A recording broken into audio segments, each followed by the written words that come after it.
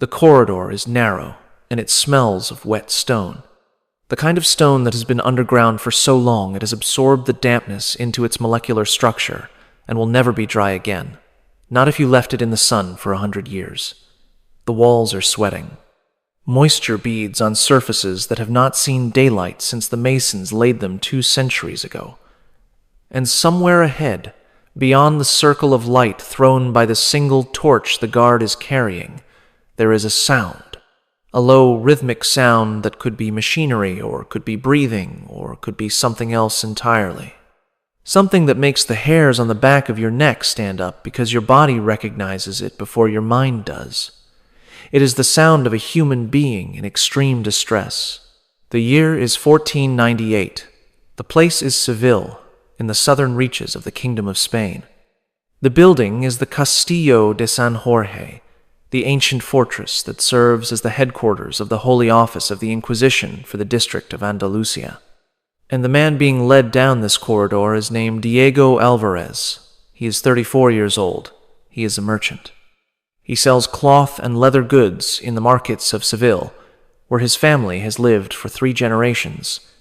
He has a wife named Isabel and 2 daughters, the eldest 7 and the youngest 4. This morning he kissed them goodbye and told them he would be home by evening. He will not be home by evening. He will not be home for a very long time. Because last week, a neighbor told the Inquisition that Diego's family lights candles on Friday evenings, that his wife buys her meat from a particular butcher, that his household does not eat pork. These are small things, ordinary domestic habits that Diego never thought twice about because they were simply the way his mother did things, and her mother before her. But to the officers of the Holy Inquisition, they are evidence that Diego Alvarez, a baptized Christian whose grandparents converted from Judaism 50 years ago, is secretly practicing the faith of his ancestors. He is, in the language of the Inquisition, a Judaizer, a heretic, an enemy of Christ hiding behind the mask of Christian baptism. The neighbor who reported him is a man Diego has known for years, a man whose children play with Diego's children, a man who borrowed money from Diego last winter and has not repaid it. Whether the accusation was motivated by genuine religious conviction or by the knowledge that a convicted heretic's property was seized by the Inquisition, eliminating both the debt and the debtor in a single act of piety, Diego will never know. The Inquisition does not reveal the identity of accusers. Diego has been told nothing about why he is here. He has been given no formal charge. He has seen no accuser and been shown no evidence. He has simply been taken from the street by officers of the Holy Office, brought to this fortress, and led underground to a place where the torches burn low, and the sounds from behind closed doors make his hands shake so badly he has to clench them into fists to keep the guard from noticing. The guard stops at a heavy wooden door reinforced with iron bands. He opens it, and Diego sees for the first time in his life the interior of an Inquisition torture chamber. The room is perhaps 20 feet square. The ceiling is low, the stone arched, the air thick with a smell that is part sweat and part blood and part something chemical he cannot identify. Along the walls, mounted on brackets and hung from hooks, are devices he has never seen before but whose purpose he understands instinctively, the way a rabbit understands a trap: wooden frames with ropes, metal implements with sharp edges, pulleys bolted to the ceiling with chains hanging from them, a long wooden table fitted with rollers at each end. And in the center of the room, a man in the black robes of a Dominican friar, standing beside a man in a leather apron whose hands are the largest Diego has ever seen. The friar speaks. His voice is calm and measured, almost kind. He tells Diego that the Holy Office desires only the truth, that if Diego confesses freely and names any others who practice Jewish rites in secret, this interview will be brief and the punishment merciful, that the instruments arranged around this room are instruments of salvation, designed to free the soul from the grip of heresy through the purification of physical suffering. That the Church loves Diego and wishes only to save him. Diego says he has nothing to confess. He says he is a faithful Christian. He says his family lights candles because the evenings are dark and they do not eat pork because it disagrees with his wife's digestion. The friar nods. He turns to the man in the leather apron.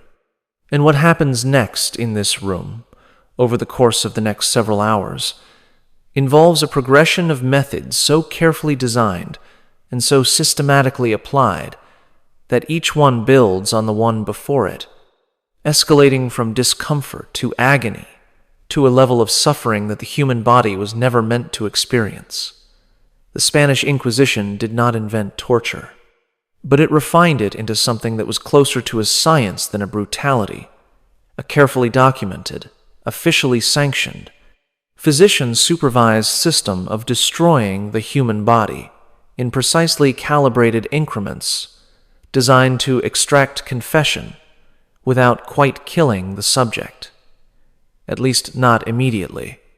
I am going to walk you through 8 of the most horrific torture methods used by the Spanish Inquisition, and I am going to describe them in the order that they were typically applied, from the least severe to the most devastating, because that escalation pattern was itself part of the design. The Inquisition understood that showing a prisoner what was coming next was almost as effective as doing it. Each method was worse than the last. Each one made the prisoner think that what they had already endured was nothing compared to what was about to happen. And they were right. Subscribe to this channel and watch this entire video, because by the time I reach the final method on this list, you will understand why the Spanish Inquisition remains, 500 years later, a synonym for the absolute worst that human beings can do to each other in the name of God. The first method was designed to break the spirit before a single instrument touched the body.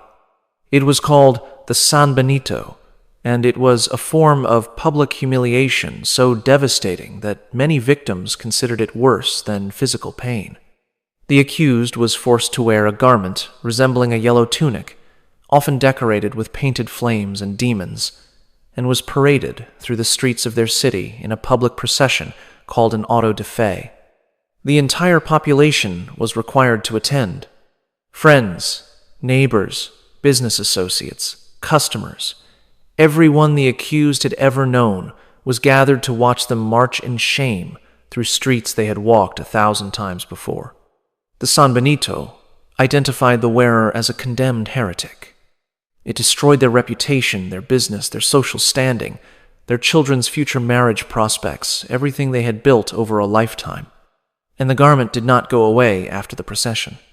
It was hung in the local church with the wearer's name inscribed on it, where it would remain for generations, marking the family as tainted by heresy long after the original accused was dead.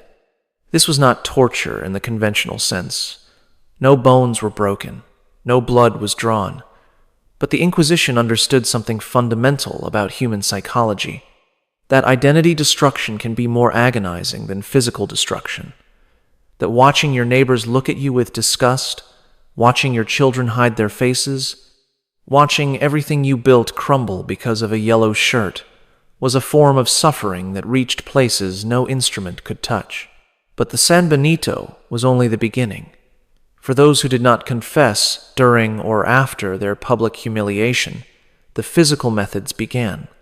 And the first of these was something the Inquisition applied so routinely that it barely registered as torture in the official records: flogging.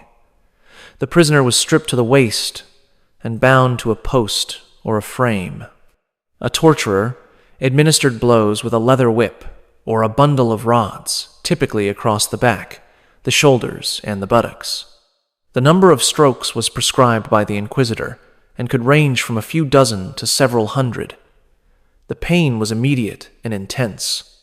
The skin split open after the first few strokes, and within minutes the back was a raw surface of torn flesh and exposed muscle. But flogging was considered mild by Inquisition standards. It was the baseline, the warm-up. The thing they did to show the prisoner what even the lightest punishment felt like, so that the prisoner could imagine what the heavier ones would involve. Many prisoners confessed during or immediately after flogging, not because the pain was unbearable, but because they understood intuitively that this was the least of what awaited them if they continued to resist. Those who endured the flogging and still refused to confess encountered something far more psychologically devastating: the heretic's fork. This device was deceptively simple. A metal rod with two sharp prongs at each end. It was secured around the prisoner's neck with a leather strap. One set of prongs pressed into the soft flesh beneath the chin. The other set pressed into the breastbone. The prisoner was then placed in a standing or sitting position, with their hands bound behind them and left there. That was all. No pulling, no stretching, no striking. Just two sets of sharp metal points pressing into flesh. The genius of the heretic's fork was that it transformed the prisoner's own body into the instrument of torture. If the prisoner's head dropped from exhaustion, the prongs pierced deeper.